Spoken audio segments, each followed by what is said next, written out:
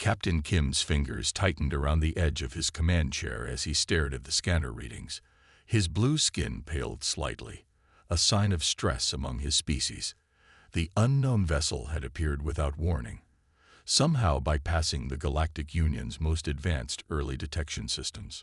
"Sir, the vessel is still ignoring all standard greeting protocols," Officer Lee reported, her voice steady despite the tension filling the bridge of the Stellar Guardian. Her six-fingered hands moved quickly across the control panel, trying different communication frequencies. The main view screen flickered as the scanned results finally processed. The ship was unlike anything in their database, sleek and angular with visible weapon ports along its hull.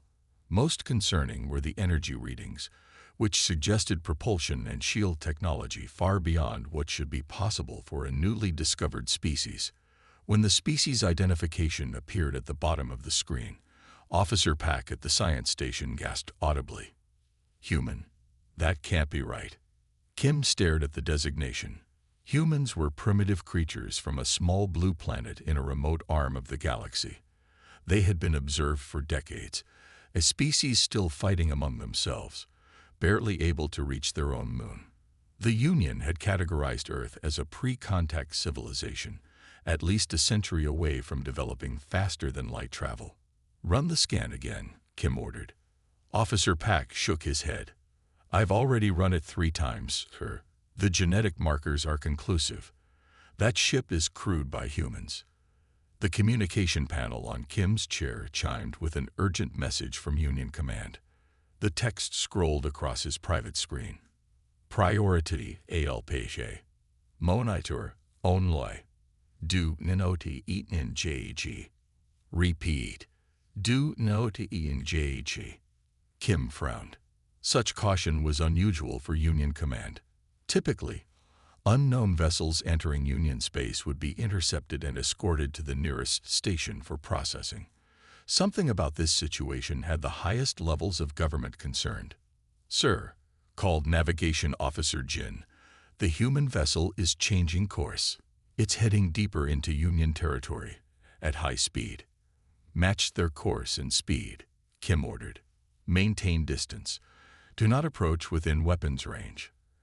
As the Stellar Guardian adjusted its trajectory, Kim accessed the ship's database. He pulled up the files on Earth and its inhabitants, reading through the observation reports compiled over the last 50 years. The Union had been monitoring Earth since detecting their first radio signals, watching as humans developed basic computers and crude rocket technology. The reports consistently described them as emotional, unpredictable, and prone to violence among their own kind. The last report, filed just 2 years ago, had recommended continued non-interference. Humans were determined to be at technological level 3 on the Union's 10-point scale, nowhere near the level 7 required for first contact consideration.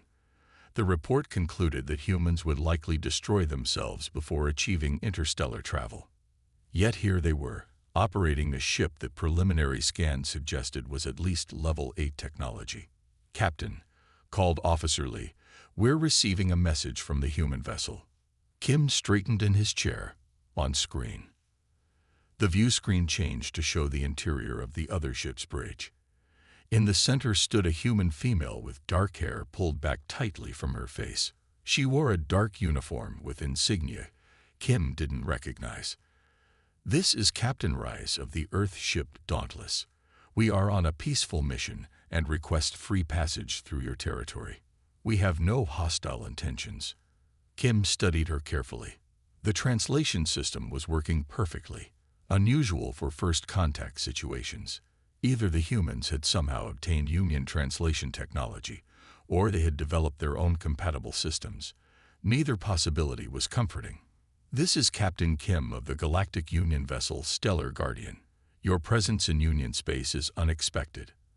Our records indicate your species has not yet developed interstellar travel capability." Captain Rice smiled slightly. "Your records are outdated, Captain Kim. We've made significant advances in recent years." Kim chose his next words carefully. "May I ask the purpose of your mission in Union space?" "Exploration," Rice answered smoothly. "We're mapping this sector for future reference. Kim didn't believe her. The human ship's course was too direct, its appearance too sudden. They were looking for something specific. I must inform you that unregistered vessels require proper authorization to travel through Union space. I can escort you to the nearest station for processing. Reyes' expression hardened. That won't be necessary, Captain. We'll be on our way shortly. Before Kim could respond, Officer Pack called out, Captain, I'm detecting energy buildup in their propulsion system. The human ship suddenly accelerated, pulling away at incredible speed. Follow them, Kim ordered. Maintain observation distance. As the Stellar Guardian pursued the human vessel, Kim received another message from Union Command. This one chilled him to his core. All vessels. Human ship classification.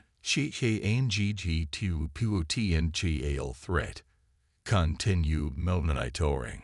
Reinforcements en route. New intelligence. CUGGSTs.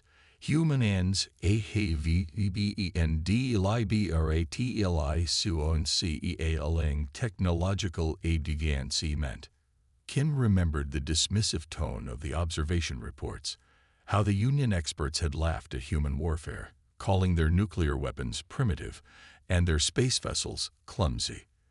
Those same reports had praised human creativity and adaptability, but concluded these traits were insufficient to overcome their violent tendencies. As he watched the human ship maneuver with impossible precision through an asteroid field ahead, Kim realized the terrible truth. The Union hadn't been observing a primitive species all these years. They had been watched by a clever one, a species that understood the value of appearing harmless while preparing for their entrance onto the galactic stage. The humans hadn't announced themselves. They had simply appeared in a warship, deep in Union territory, with technology that shouldn't exist. Whatever they were searching for, Captain Kim suddenly felt certain of one thing. The Union had gravely underestimated humanity. Admiral Park stood at the center of the Union Command's strategic operations room, his normally calm demeanor replaced by barely controlled frustration. 6 large screens surrounded him, each displaying the tracking data from different Union vessels following the human warship. I asked a simple question, Park said, his voice low but intense. How did they advance so quickly? The room fell silent. No one had a satisfactory answer. Humans had been under observation for decades, categorized as a Level 3 civilization, still struggling with basic space travel. Yet the vessel they were tracking displayed technology that even some Union members hadn't mastered. Intelligence Officer Choi stepped forward, her slender frame dwarfed by the Admiral's imposing presence. The ship is heading directly toward the Rigel sector, sir. Its course hasn't deviated by even a fraction of a degree since entering our space. That's not random exploration, Park muttered. They know exactly where they're going. Yes, sir, Choi agreed. And the Rigel sector contains 3 restricted research facilities. Based on the ship's trajectory, I believe they're heading toward Research Station 17. Park's eyes narrowed. What's at Station 17? Choi hesitated, glancing around at the other officers. I'll need to access classified files to confirm, sir. Do it, Park ordered. While Choi worked at her terminal, reports continued to flow in. The human ship, which had initially identified itself as the Dauntless to Captain Kim, but was now transmitting as the Intrepid, maintained its course through Union space, ignoring all communications. The diplomatic vessel Peaceful Envoy had arrived with its military escorts, positioning itself near the human ship's projected path. Its mission was to establish peaceful contact before the situation escalated further. Meanwhile, across the galaxy, the Union Council was in emergency session. Representatives from 57 species debated the appropriate response to this unexpected human incursion. We should destroy the vessel immediately, argued the Tellarite ambassador, his tusked face flushed with anger. Humans are violent and unpredictable. This is clearly the first step in an invasion. That's ridiculous, countered Ambassador Sun of the Arcturian delegation. One ship doesn't constitute an invasion. We must attempt diplomacy first. What bothers me, said the city representative, her crystalline form shimmering under the council lights, is how they achieve this technological leap without detection. Our observation posts on their moon and Mars reported nothing unusual. Back in the command center, Officer Choi returned to Admiral Park's side. Sir, I've accessed the Station 17 files. 3 months ago, they intercepted what they classified as a human spy vessel near the outer boundary. 5 humans were taken into custody for questioning. Park's expression darkened. Why wasn't this reported up the chain? The station director classified it as a routine security matter, sir. The humans claimed to be a scientific expedition, but their vessel contained scanning equipment designed to penetrate our security shields. Before Park could respond, one of the communication officers called out, Admiral, the peaceful envoy has established contact with the human vessel. The main screen switched to show the bridge of the diplomatic ship. Commander Song, the mission leader, stood before the communication array. Opposite her on the split screen was the stern face of a human female. This is Captain Reyes of the Earth vessel Intrepid, the human stated firmly. We have no hostile intentions toward your Union, but we will complete our mission. Commander Song's voice was measured and diplomatic. Captain Reyes, your presence in Union space without authorization violates several interstellar protocols. Please allow us to escort you to the nearest starbase for proper registration and processing. Reyes' expression didn't change. That would delay our mission, which is time-sensitive. We request free passage. I'm afraid I cannot grant that request. Song replied.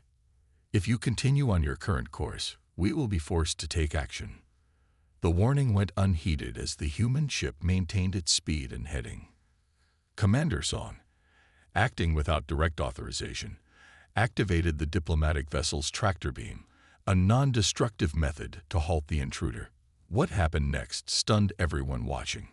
The human ship executed a series of maneuvers that should have been physically impossible, rolling and pivoting in ways that defied the normal limits of inertia.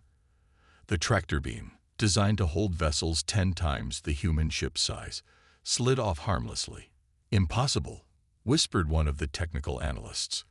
Their inertial control technology must be centuries ahead of what we thought they had. Captain Ray's face reappeared on screen, her expression now cold and determined. This is a recovery mission. Interference will be considered an act of war. The transmission cut off abruptly. Admiral Park turned to his communications officer. Contact Station 17 immediately. Tell them to prepare for possible hostile contact, and get me a direct line to the Council. Sir, Officer Choi interrupted, her voice urgent. We're detecting unusual energy readings from the human vessel. They appear to be charging weapons systems unlike anything in our database. Park stared at the tactical display, watching as the human ship continued its unwavering course toward Station 17, now flanked by Union vessels that suddenly seemed inadequate. They came for their people, he realized aloud. This isn't an invasion. It's a rescue mission. The implication was clear and disturbing. Not only had humans developed technology far beyond what the Union believed possible, but they had also maintained a network of intelligence sophisticated enough to locate their captured comrades in the vastness of Union space. As Admiral Park prepared to address the Council, he couldn't shake the feeling that this single human ship was just the beginning. That somewhere beyond Union space, humanity was waiting, watching, and far more powerful than anyone had imagined. Director Hand's hands trembled as he scrolled through the classified files. The small office in the heart of Union Intelligence Headquarters felt suddenly too small, too confined. What he was reading changed everything they thought they knew about humans. This can't be real, he muttered, but the evidence was overwhelming. His assistant, Officer Min, stood quietly by the door. Sir, the report has been verified 3 times. The humans have been salvaging our abandoned technology for at least 27 years. Han looked up, his eyes wide with disbelief. How did we miss this? We've had observation posts throughout their solar system. They were careful, Min explained. They never salvaged anything close to their home planet. Our analysts believe they discovered one of our decommissioned research vessels near their outer solar system, what they call the Kuiper Belt. Han continued reading. The intelligence report detailed how humans had discovered the derelict Union vessel and, instead of reporting it through the observation channels the Union believed were monitored, had secretly transported it to a hidden facility on Mars. There, they had methodically taken it apart, studied every component, and begun the process of understanding technology centuries beyond their development level. And these 5 humans at Station 17? Han asked. Min nodded. They weren't exploring randomly. They were specifically searching for their missing research team, the same team we classified as spies and imprisoned 3 months ago. Han pulled up the file on the human prisoners. They had been captured in a small vessel near an abandoned Union outpost in the Rigel sector.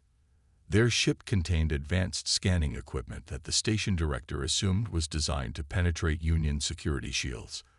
Under questioning, the humans claimed to be a scientific expedition, but their equipment and knowledge of Union technology made that claim suspicious. Did anyone actually verify their story? Han asked. Min looked uncomfortable. No, sir. The station director classified it as a routine security matter. A routine security matter, Han repeated slowly. And now we have a human warship with technology that shouldn't exist heading directly toward that station. The emergency alert system suddenly blared throughout the facility. What now? Han demanded. Officer Min checked his communication device. Sir, Captain Rice has disabled 2 Union vessels that attempted to block their path. Somehow she used targeted electromagnetic pulses that preserved life support but neutralized weapons and propulsion systems. Both ships are adrift, but their crews are unharmed. Han stood up suddenly. They could have destroyed those ships, but chose not to. That's a message. Sir, they're showing restraint, making it clear they could do worse but are choosing not to. Han gathered the most critical files. We need to get to the emergency council session. Now. 20 minutes later, Han entered the great circular chamber where the Union Council had convened. Representatives from all 57 member species sat in tiered rows, their voices creating a cacophony of worried discussion. At the center of the chamber, Dr. Ba was already speaking, her small figure commanding attention despite her size. Bai had spent 30 years studying human culture and biology. She was considered the Union's foremost expert on the species, though she had never actually met a living human.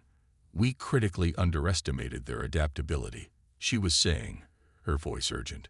Most species develop technology in a linear, predictable pattern.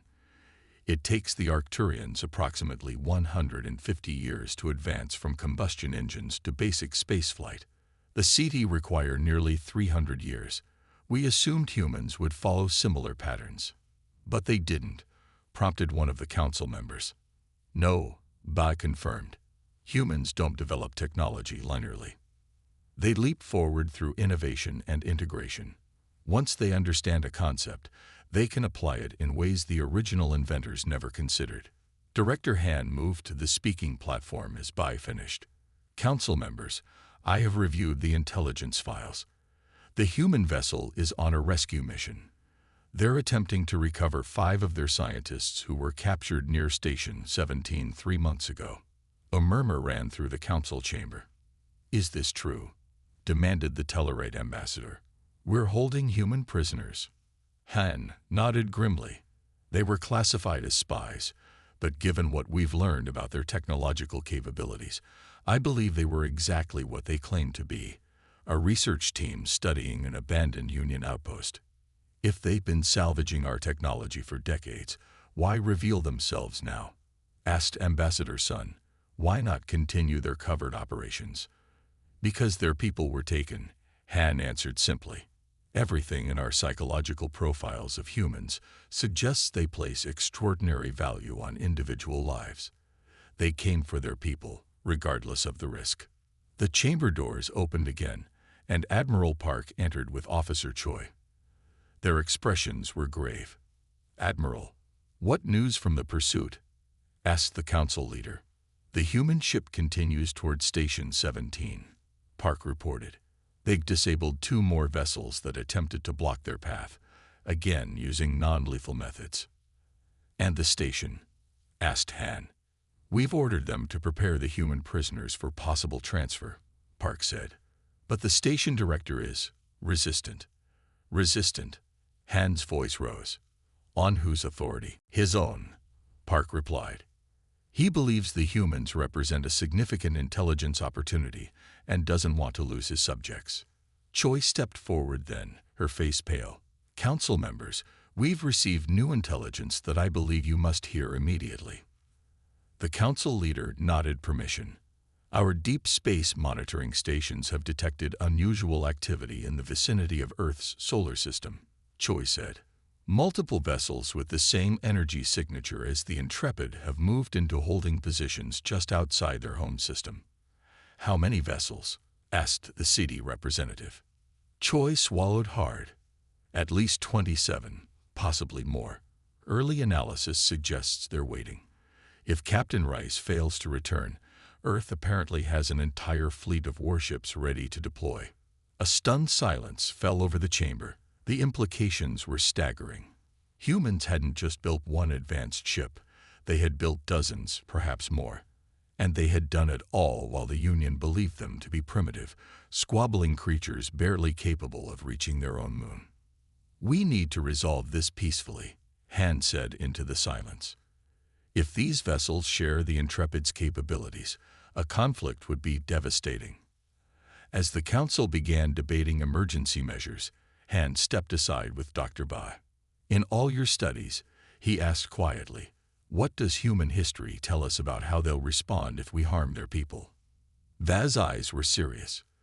"Their entire history is filled with examples of disproportionate response when they believe their people have been wronged. They call it leaving no one behind. If we harm those prisoners, or if Captain Rice fails to return." She didn't need to finish the sentence. Han nodded grimly. The Union had made a catastrophic error in judgment. They had been watching humans for decades, believing themselves to be the advanced observers studying primitive beings. Only now did they realize that all along, the humans had been watching back. The human warship Intrepid dropped out of faster-than-light travel near Station 17, its sleek hull reflecting the light from the nearby star. Inside the research facility, alarms blared as sensors detected the unauthorized arrival. Director Kang stormed onto the command deck, his face tight with anger. "Status report. The human vessel has taken up position 5,000 kilometers from the station," reported Security Chief Rowe. "They're just waiting." Kang's eyes narrowed. He had received the communiques from Union Command, but he had no intention of surrendering his human specimens. In the 3 months since their capture, his team had learned valuable information about human physiology and psychology. More importantly, the humans had begun to reveal insights into how they had developed their advanced technology. "Deploy the defense grid and contact all Union vessels in the sector," Kang ordered. "I want every ship here immediately." Within hours, 30 Union ships had arrived, forming a protective blockade around Station 17. The human vessel remained motionless, its weapon systems inactive but ready. Kang opened a communication channel to the Intrepid. Captain Rice appeared on screen, her expression calm but determined. "You're outnumbered and outgunned, Captain Rice." Kang transmitted with confidence. "Stand down immediately and prepare to be boarded." Rice smiled slightly. "Director Kang, we have only one request. Return our 5 crew members, and we'll depart peacefully. No further action will be taken against your station or the Union. Your crew members are being held legally under Union security protocols," Kang replied. "They were caught spying on a restricted facility. They were a research team investigating an abandoned outpost," Rice countered. "An outpost your own records show was decommissioned 15 years ago." Kang was taken aback by her knowledge of Union records, but didn't let it show. "Regardless, they entered Union space without authorization. They will face proper judicial proceedings." "I'm afraid that's not acceptable," Rice said. "We want our people back. Now." "Then you leave me no choice," Kang declared. "If you make any aggressive moves toward this station, my fleet will open fire." Reyes ended the transmission without responding. Moments later, the Intrepid began deploying what appeared to be small satellites from its hull. "What are they doing?" Kang demanded. Chief Rose studied the readings. "They appear to be some kind of defensive system, but I've never seen this configuration before." Suddenly, the devices activated, creating a network of energy fields around the human ship. The fields pulsed with a blue-green light that seemed to bend the very space around them. "Targeted gravity distortion fields," whispered one of the science officers. "We've theorized about them, but we've never been able to create a stable version." "And those?" Kang pointed to another set of readings. "Phased energy barriers," the officer replied, her voice tinged with awe. "They would make our conventional weapons completely useless. The barriers would shift out of phase the moment our energy beams touched them." Kang's confidence wavered, but he refused to show it. "Prepare to fire warning shots. Target the space near their vessel, not the ship itself." On the bridge of the leading Union battleship, the weapons officer entered the targeting coordinates. When the command to fire was given, the powerful energy cannons released their barrage, only to watch as the beams curved away from the human ship, bending in impossible angles before dissipating harmlessly in space. The gravity distortion fields had worked perfectly, altering the path of the incoming fire without the humans having to take evasive action. Meanwhile, on a secure channel, Kang contacted the laboratory section of Station 17. "Prepare to eliminate the human specimens. Use the nerve agent we discussed. Make it look like a containment accident." "Sir," protested the lab supervisor, "that violates Union protocols for prisoner treatment." "Do it now," Kang hissed. "That's a direct order." Unknown to Kang, his transmission had been monitored. Ambassador Yoon, who had arrived with the Union Diplomatic Corps to attempt negotiation, intercepted the message. Yoon had spent years advocating for ethical treatment of all sentient species, even those not yet part of the Union. Yoon immediately called an emergency meeting with the other ambassadors present. "Director Kang has ordered the execution of the human prisoners," Yoon announced to the shocked diplomats. "This is a direct violation of Union Charter, Article 7, which guarantees the humane treatment of all captured beings." "What do you propose we do?" asked Ambassador Tai of the Regelian delegation. "We must break ranks with Kang," Yoon declared. "These humans have the right to recover their people. Our treatment of them violates our own charter and everything the Union stands for." "But the humans entered our space illegally," protested another ambassador. "Did they?" Yoon challenged. "Our own records show that Outpost was abandoned. No restrictions were officially filed with the Galactic Registry. And more importantly, executing prisoners without trial is never justified." After a brief but intense debate, 7 of the 12 ambassadors agreed with Yoon. They immediately transmitted a message to both Captain Rice and Union Command, denouncing Kang's actions and supporting the release of the human scientists. Kang was furious when he learned of the ambassadors' betrayal. "Arrest Ambassador Yoon and his supporters for treason," he ordered. But it was too late. The standoff intensified as more Union ships arrived, some supporting Kang's position, others now aligning with the ambassadors. Captain Rice maintained her position, neither advancing nor retreating. Then, without warning, 6 small craft detached from the Intrepid. These vessels were barely larger than escape pods, but they moved with incredible speed and precision, their hulls somehow bending light around them to become nearly invisible to sensors. "They're launching an attack," Kang shouted. "All ships, open fire." The Union fleet attempted to target the small craft, but their weapons either missed completely or were rendered ineffective by technology the small vessels carried, technology specifically designed to counter Union defenses. Inside Station 17, the first sign of the breach came when the power flickered in the detention level. The guards raised their weapons, looking nervously at each other as the lights stabilized. "Security check," one guard called into his communicator. There was no response.